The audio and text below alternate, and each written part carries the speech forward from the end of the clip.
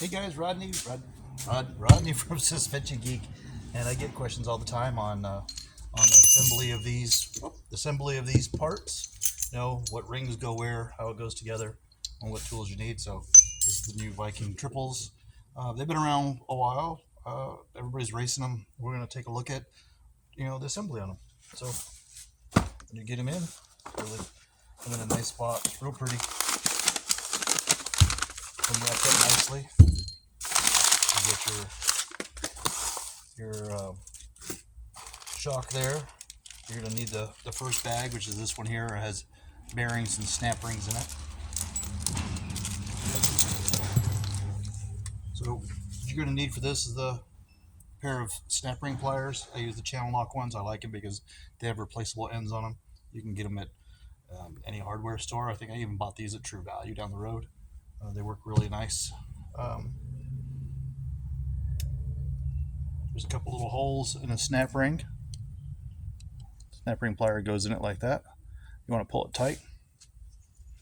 You can see inside here there's a groove. So we're going to pop the snap ring into the groove. If it doesn't go in all the way, you can just push it in with your finger and your first one's in. So now you're going to rotate it around to the other side. Here's where you take your bearing and you slip it inside. And there's a second groove there. So you're going to get your second snap ring set up. Same thing. Pull it tight. Snap ring goes around there and into the groove. I usually use the end of the snap ring pliers to kind of push it into place, and that was it. So there's your first one set up in there. So we're going to flip it over and repeat process for the second side. So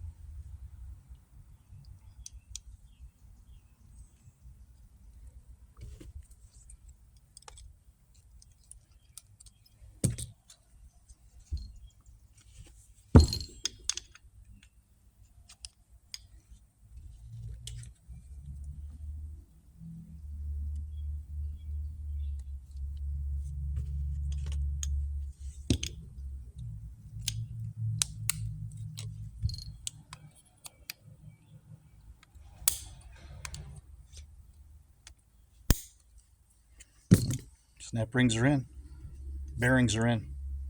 Comes with these little spacers. Usually the spacers will go in there so you can have your 5/8 hole or a smaller size, which that's really cool. If you're doing a T-bar setup, okay, this particular shock will have a T-bar on it. It's for one of the shop cars. You're going to need a second set of snap ring pliers. Got these actually Harbor Freight. They actually pull the snap ring open on this one, where the other snap ring plier pulls it closed. And they're heavy duty, so it's got its own snap rings on it. Usually what I do is put it in. You want to pull it open, put it into its groove, as you can see there. It slips through the bearing. Pretty easy, right? Repeat for the other snap ring. So, nothing's fantastic. Little Harbor Freight tool. Snap ring. There's your T-bar. Now you got your T-bar in there, snap rings are in there, and your spacer if it's needed for mounting the upper part of the shock. So you've got a couple of pieces that go with it.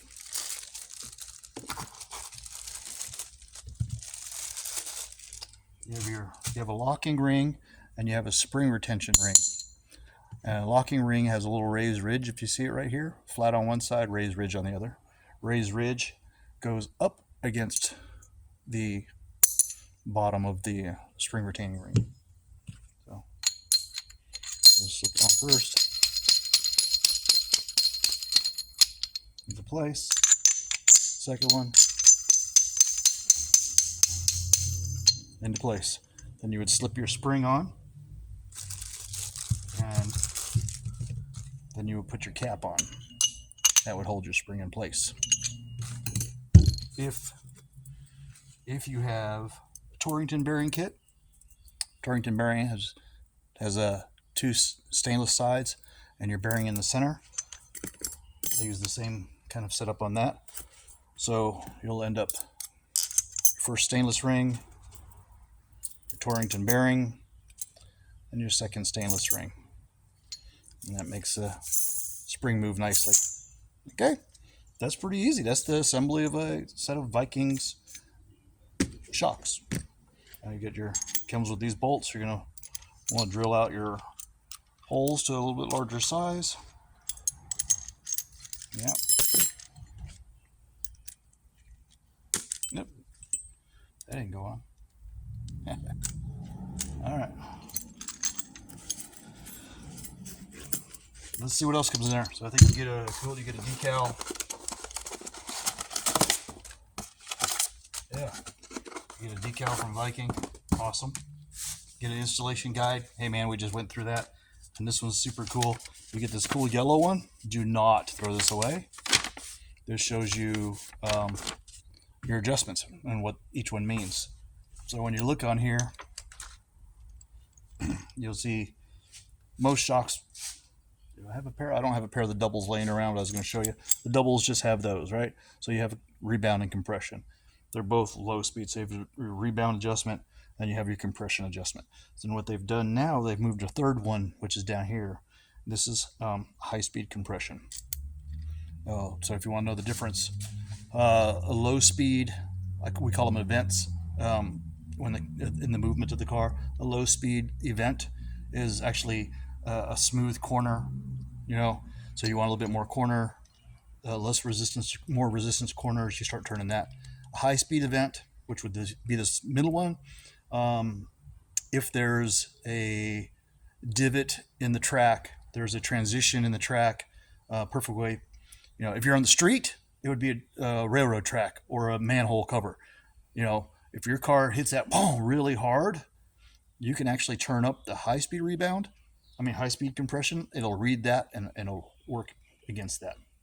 It'll fight that. So it keeps it, as it hits it next time, it absorbs more of that quicker, and then lets it keep going. Nice and smooth. So then you get 3 adjustments. Makes it cool. All right. That's your assembly of Viking shocks, and it's a triple, and it's a quick idea on what you do when you're adjusting them. And I hope I got that right. Bye.